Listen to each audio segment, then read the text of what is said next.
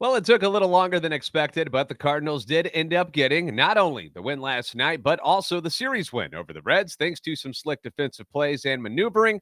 We've got a recap of the impressive month of August for the Cardinals as far as numbers go, and the latest on Jack Flaherty and how he looked in his rehab start on Wednesday night for Springfield, all on today's episode of Locked On Cardinals.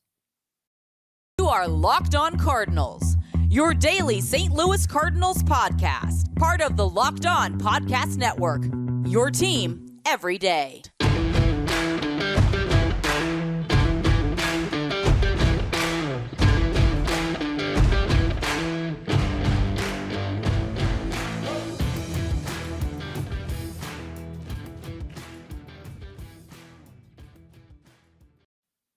Hey there, Cardinal fans. I am JD Haffron. I am a national radio sports anchor, born and raised in the Lou, lifetime Cardinals fan, and I am your host for Locked On Cardinals, part of the Locked On Podcast Network, covering your team every day. You can follow me on Twitter at JD Sports Radio. Follow the podcast at LO_Cardinals. I want to thank those of you who make Locked On Cardinals your first listen every day. We are free and available wherever you get podcasts. Subscribe on iTunes, Spotify, Google Podcast, on YouTube. Make sure you're liking us and subscribing and commenting so you can interact with us. This is a show serving Cardinal Nation and giving the best fans in baseball all of the info about the birds on the bat. Today's episode is brought to you by Vroom. With Vroom, you can buy a car entirely online and have it delivered straight to you, so you never, ever have to go to a dealership again. So next time you need to buy a car, just grab your phone, go to vroom.com, and check out thousands of great cars. So coming into the series against the Reds, I said that getting a sweep had to be the mentality for this team. The Reds have a roster filled with AAA talent playing for their big league club. There should be no reason that the Cardinals don't come out and just destroy these guys for 3 straight games. Game 1 on Monday, they did just that, lighting up the Reds pitching staff like the 4th of July en route to a 13-run, 14-hit performance. I expected much of the same the next couple of nights, but that did not happen. Tuesday night, the bats, they just completely vanish. The team manages to score just 1 run on a Tommy Edman solo shot and just 4 total hits in a dull and lackluster game that had many people fighting to stay awake to watch it. Quick shout out to Kyler T on our YouTube page. He left this comment in the YouTube comments below yesterday's video. Quote, I watched it while I was in an online Zoom class about finance, and I can tell you, the game was somehow more boring than the class. Sorry that the Cards were unable to entertain you properly. We were all kind of bummed after Tuesday night's game. Just wasn't fun. That wasn't an enjoyable experience. If the Cardinals are going to lose games, at least make them fun games to watch. If you're gonna go down, not like that. That one sucked. But last night, I was hoping to see the team we saw on Monday, and I had good reason to be optimistic. The Reds were throwing left-hander Mike Minor, who the Cardinals have consistently beat up on over the years, and obviously, the Cards rip left-handers. It's what they do. One of the best teams in baseball against left-handed pitchers. But again, the bats were a little dormant early on in this one. Had a few adjustments to the lineup to give some of the guys some rest. Edman leads off. He was at second base. Carlson got the start in center. O'Neill in left field. Donovan in right field. DeYoung at shortstop. Molina behind the dish again. And Albert DHing. I was not a fan of the DeYoung Molina back-to-back because they have not been good. I didn't understand that one in the lineup, but that's what Ollie went with. So let's go to the top of the first. The Reds keep Edman in the yard for once. Just kidding. Although he has been showing off the muscles recently. He singles, but Carlson grounds into the double play. Goldie walks, but Arenado pops out. But a little bit of life, okay? They're moving around a little bit there in the first inning, so that's a reason to be optimistic of what might happen in this one. Jose Quintana starts for the Cardinals. He holds the Reds' offense at bay for the first few innings, so let's just go ahead and fast forward to the bottom of the third where the Reds get a leadoff single, then a walk. A fielder's choice makes it second and third, and 1 out for Jonathan India, who has been the Reds' hottest hitter. He's been a tough out recently, and he drives a single to right, scoring the first run of the game, 1-0. Next hitter, Nick Senzel. He catches a curveball up in the zone, shoots it to center. All of a sudden, it's 2-0 Reds, and the Cardinals are in a hole. We head to the top of the fourth. Goldie leading off, and he works an awesome 10-pitch at bat. I love seeing stuff like that. I love guys who can foul it off, won't swing at a bunch of horrible pitches, and just you got to keep the at bat going. So he does this awesome at bat against Minor before he singles, and that brings in Nolan Arenado. And Nolan works a 7-pitch at bat. Again, fantastic job of hitting against Minor before he finally catches a hanging knuckle curveball that Arenado yanks down the line. And he kind of uses some body language. He's like, as he's trying to lean over to make sure it stays fair. And it does. It stays just fair. Off the foul pole in left field, his 28th of the year. RBI is 88 and 89, and we're back to square one with a 2-2 ball game. By the way, that was the 50th home run in the month of August for the Redbirds, which is a new club record for the month of August and is the third most ever in a month by the team. The Cards hit 52 last September, and that was during that 17-game winning streak that they went on, and they were just doing everything right.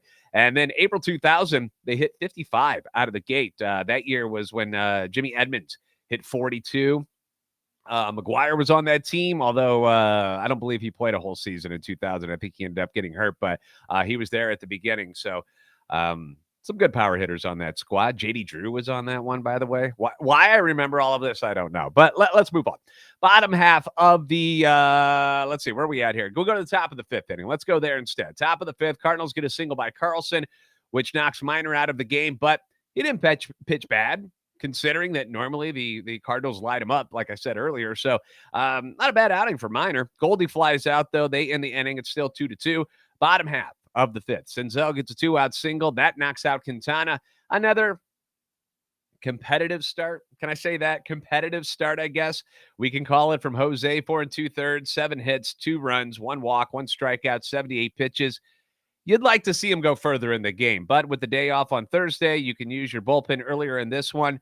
Still, I hope this doesn't become a trend for Jose Quintana, who, since throwing back-to-back 6-inning games when he joined the team, has now gone 5, then 2 2/3, 5, 4 2/3. Now in each outing, he's only given up 2 earned runs or less, but still something to keep an eye on going forward. So Jordan Hicks comes in the game. He strikes out Farmer on 4 pitches. The inning's over, top of 6. You get a leadoff double by Arenado. And you're like, okay, there we go. Leadoff double. Let's get it moving here. Albert flies out to left field. Then O'Neill reaches on a fielder's choice. And then DeYoung pops out again. Zilch that inning. Hicks works around a couple of hits in the 6th, throws up a 0. We move on to the top of the 7th. And Yadier Molina gets a hit. I repeat, Yadier Molina gets a hit. Had been 0 for his last 22, but it felt like he'd been 0 for his last 500.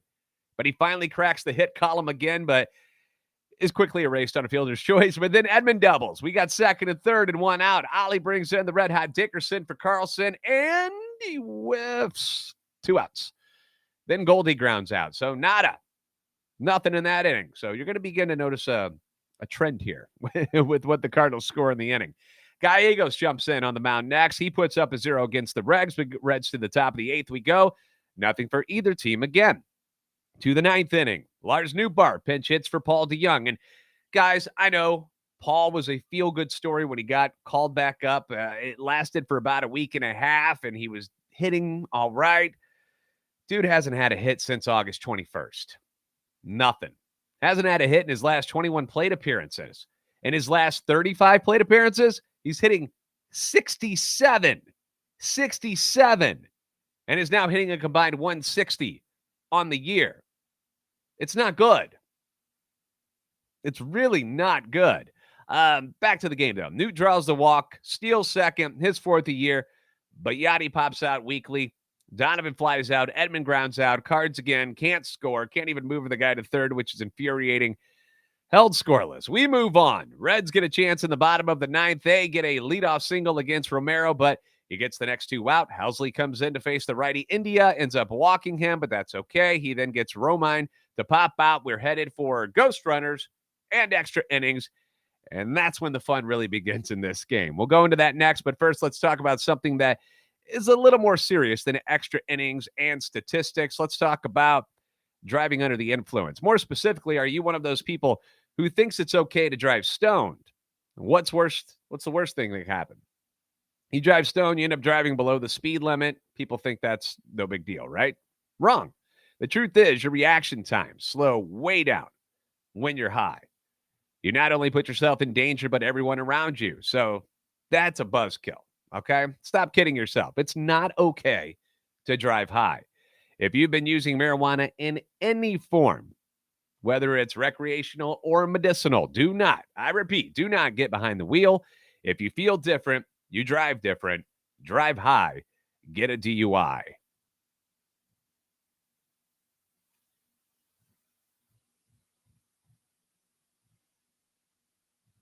So to the 10th inning we go in this one. And in the current rules of baseball, to help speed things up and prevent teams from exhausting their bullpens, we begin with whomever made the last out in the previous inning on second base. And we call those ghost runners. You remember when you played kickball or wiffle ball or anything like that back in the day as a kid? You had ghost runners. So you automatically get a runner at second base. So the Cardinals, they get a perfect guy in Tommy Edman to start in scoring position at second base in the 10th inning. But Dickerson strikes out to start the inning. Goldie walks. Arenado grounds into double plays. Again, can't even get the guy over. No runs, no hits again. Helsley still in the game in the 10th inning. Austin Romine begins at second base. Helsley gets the first two guys. They didn't intentionally walk Lopez to bring in Colin Moran. Now, over the years, Colin Moran has been kind of a thorn in the side of the Cardinals. He tends to hit them very, very well. But on this night, Helsley says, no, sir, not going to happen this time around. He sits him down on 3 straight fireballs, over 100 miles per hour each one. I believe was 102.1 on his first pitch to him. Just smoke, straight smoke, and sits Moran down. To the 11th we go. Arenado starts at second. Pujols leads off in what could be his last at-bat ever at Great American Ballpark, but he flies to right and moves Nolan to third with one out.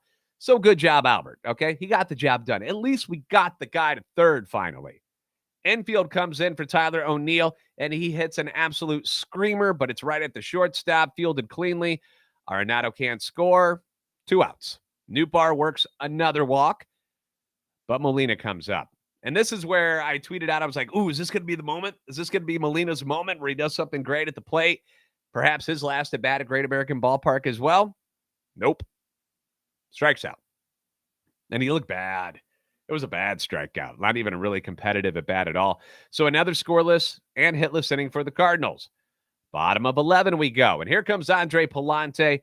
Moran starts at second base. TJ Friedel leads off with a soft single up the middle. Friedel, very fast runner for the Reds. Donovan keeps it on the infield, which was great, but Friedel safe at first. He's very quick. Moran moves over to third, so we got runners on the corners, nobody out. The Cardinals bring in Nolan Gorman as a fifth infielder to crowd the infield. So you've got a third base, shortstop, you've got a fifth infielder, you've got a second baseman, you got a first baseman. Okay, so nothing on the ground can get through. You got that all blocked. A lot of space in the outfield for something to fall in. That would end the game, but you're going to take your chances, okay? You're going to try something. And Pallante gets the grounder to first with the first guy. No movement. You got one out, so it's working out okay. Next hitter, Jake Fraley. He hits a hard grounder to shortstop, and Colin Moran breaks from third base. Tommy Edman, he fields it. He fires home, and it goes wide. But Molina, the hero that we deserve on this night, goes to the side, and in one motion, he catches it, like pirouette spins, and applies the tag on Moran. Call is out at the plate. Reds challenge. We're all like in anticipation, like, oh gosh, what's it going to be? Call on the field stands. Yeah, 2 out. And yes, Molina has looked brutal at the plate, but again, it's stuff like this that makes him invaluable behind the plate. That's why he still starts, because these are things he can do. He can call a game better than anybody else. So you just got to put up with the no offense, really, until he gets things going, which may never happen. They intentionally walk India to pitch to Romine, and then I'm thinking, Romine revenge time. But nope, defense comes up big again. Ground ball to Goldie's right. He dashes over there, fields it, throws a dart to Pallante, who's covering first. They get the out. They escape the inning. Top of 12 we go. Molina starts at second base with all of his speed, and eventually is pinch ran for by Kisner after Donovan gets a walk. But Kisner never gets to move past second base again. Cards go quietly. No hits, no runs. Don't move the runner over again. Ugh. I'm so tired of it. It's annoying. Bottom of 12, Kisner now in at catcher. Reds have Romine at second base. First batter is Farmer, who lays down the sacrifice bunt. See how easy it is, Cardinals? Watch how Kyle Farmer did it. Boop. Puts the bat out there, keeps it level, bunts, clean, sacrifice. Runner moves over. For God's sakes, can the Cardinals learn to bunt? It shouldn't be this difficult. Like watching Tommy Edman try to do a sack bunt earlier in the game. I think it was earlier in the game. And his bat's like at an angle up here. If you're watching on YouTube, it's going this way. Like, what are you doing, man? You got to keep it flat. All you do, put your thumb here behind the bat. Okay. This is your swivel hand over here. This directs the bat. Boop. Bunt. I don't know why it's so hard for them. They're just not good at it. So back to the game. They intentionally walk Solano, so we have first and third, one out with Lopez up, and we get back to the five-man infield, which worked last time, so why not? Let's try it again. This time it's Lopez who hits one to Tommy Edman, who throws a more accurate strike to the plate this time. Kisner applies the tag, and he does it right in poor Austin Romine's face, like right in the eyeball. It looked painful, but he's out.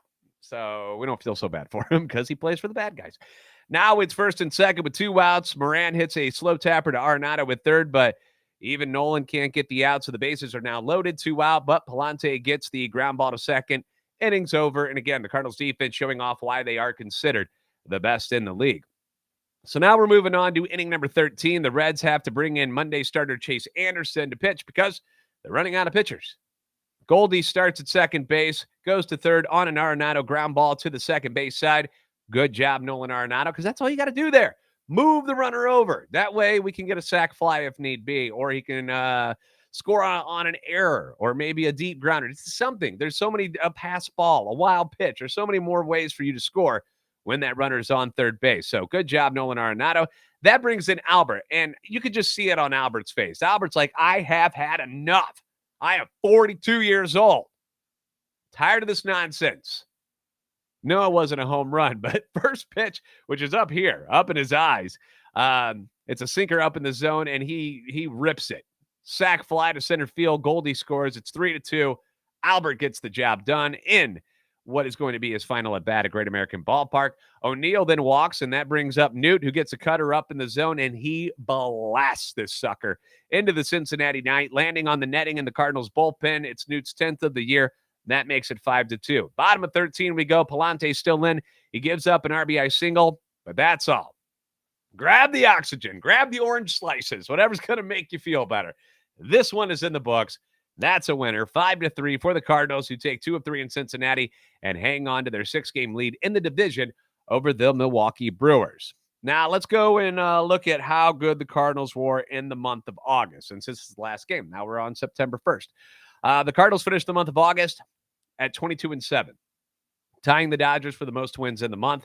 They went 22-6, so technically winning percentage better than the Cardinals. Now, it was a dominant month at the plate for the Redbirds. They led all of Major League Baseball in home runs in the month. They hit 51 total. That was 10 more than Milwaukee. And I'm talking about Major Leagues, not just National League. This is Major Leagues. They led the league in RBIs with 168, hits with 282, runs with 173. Their batting average, best in baseball, 281. OBP, best, 361. Slugging, 503. OPS, 864. All tops in the league.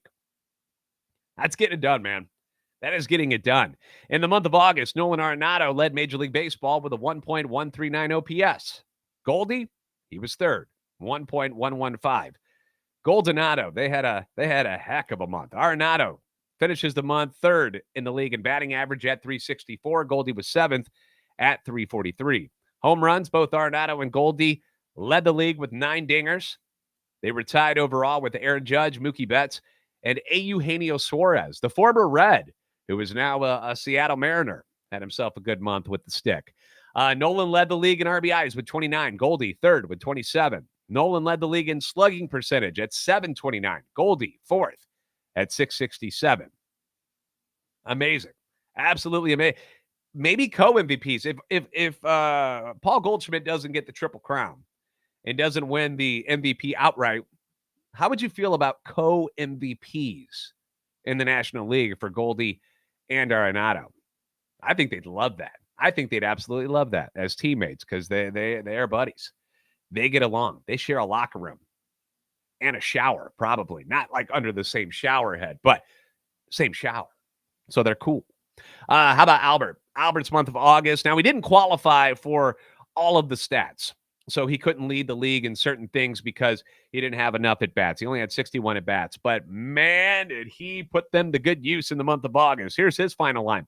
Albert Pujols, 42-year-old Albert Pujols, hit .361 in August with 8 home runs, 17 RBIs, an OBP of .420, slugging .803, and his OPS, 1.223. If he had qualified, would have blown everybody out of the water with stats like that. Unbelievable month by Albert Pujols. How about a shout-out to Lars Nootbaar? Hit .284 for the month, but his OBP, .421. 5 home runs, 15 RBIs, and my favorite stat for Lars, 23 walks. 23 walks, which was second in all of Major League Baseball behind a couple of guys you may have heard of. Aaron Judge of the New York Yankees and Juan Soto of the San Diego Padres. They both had 25 in the month of August. So those two, and then Lars Nootbaar. That's how good he's been at the top of the order. Even when he's batting ninth, because he's kind of like a secondary leadoff guy. Because later on the game, when the lineup starts moving and it starts rolling over, he kind of becomes just that second leadoff guy. But 23 walks. That's fantastic. So just to point it out here, Juan Soto hit .265 with 4 home runs and 7 RBIs. Lars Nootbaar, .284, 5 home runs, 15 RBIs. So it's clear to me Nootbaar is better than Juan Soto. Mark it down. We can put that nonsense to bed now that this team needed Juan Soto. All right, no more Juan Soto talk. Pitching-wise, Jordan Montgomery finishes the month 4-0. That's the second most wins in the league. He had a 1.76 ERA, which was 6th best in the league, and his whip of 0.82, 5th best. So obviously he's been huge since they got him from the Yankees. Ryan Helsley picks up 4 wins. He's now got 9 of them on the season and 3 more saves. He's been fantastic. He's an elite closer, one of the best in baseball. Speaking of pitching, more good news for the Cardinals. Jack Flaherty throws last night at AA Springfield, and from what I've been told, looked pretty darn good. I didn't get to see the game myself, but he threw 102 pitches in 6 2/3. He allowed 7 hits, 3 runs, walked 2, but he struck out 9. I was told that his fastball was topping out around like 96, 97 at times. He'll be starting for the Cardinals on Monday against the Washington Nationals. That is set in stone from what I've read. The Cardinals also released their 2023 spring training schedule. The 29-game slate will begin on Saturday, February 25th against the Nationals in Jupiter. And unfortunately, I do have some not so good news, some more bad stuff for former Cardinal and current free agent pitcher Carlos Martinez. He has been suspended 85 games for violating the league's joint domestic violence, sexual assault, and child abuse policy. Major League Baseball did not release specifics about Martinez's case, but his suspension is retroactive to June 19th, which will be unpaid, and Martinez will have to undergo a treatment program as a result of this suspension. It's just not been good for Carlos since he's left the Cardinals. He hit the free agent market in the offseason, signed with the Giants in March. They cut him. He winds up with the Red Sox in May, and a week after signing with the Red Sox, he gets banned 80 games by Major League Baseball after testing positive for a banned substance. Not good, man. We hope Carlos can work things out, because for the longest time, remember, he was going to be one of these superstar guys on the staff for the Cardinals. They moved him to the bullpen, hoping that the injury bug would leave him alone. It didn't work out, and now things don't look so good for him. Obviously not on the field because he can't play. He's suspended, but off the field, he's got problems now too. So hopefully things will get better for Carlos Martinez in the future. Cards get a much-needed rest day today. They're back home this weekend as they begin a 3-game series against the Chicago Cubs. I want to thank you for making Locked On Cardinals your first listen every day. Now for your second listen, go check out the Ultimate Pro Football Preview 2022, an 8-episode extravaganza to get you ready for the NFL season. We're a week away from regular season games in the National Football League. The local team experts of the Locked On Podcast Network, plus a betting angle from Lee Sterling of Locked On Bets, all combining into one ultimate NFL preview. Search for Ultimate Pro Football Preview 2022 on your Odyssey app, YouTube, or wherever you get your podcasts. Once again, I want you guys to, if you're on YouTube, be sure to like and subscribe. Appreciate it. The more you like, the more you subscribe, the more it allows the channel to grow. more Cardinals fans will be able to join us and comment and interact with us in our little community that we've got so far. But we're pushing towards 2,000 subscribers. I would love to get there sometime in the month of September. I think that would be great for the channel. You can follow us on Twitter at @LO_Cardinals and at JD Sports Radio. Also, want to point out that I was able to do a split podcast with Sully from the MLB podcast. If you haven't had a chance to check that yet, we have tweeted that out. Link is there. You can see us, and we're talking all about not just the Cardinals, but I would say 80% Cardinals stuff, but just Major League Baseball in general. Talking about what the Cardinals have done different this year, why they've gone on this run in August. He was one of the guys that picked the Cardinals to win the World Series, and he still thinks that way. He thinks that's what's going to happen this year. So a fun discussion. We got to talk about some history of the St. Louis Cardinals, some trades and stuff. So we had a good time with it. Sully's a great guy. So if you haven't seen that one yet, be sure after you're done listening to this one, go check out that podcast as well. Once again, you guys are the best fans in baseball for a reason, and I'll see you next time right here on Locked On Cardinals.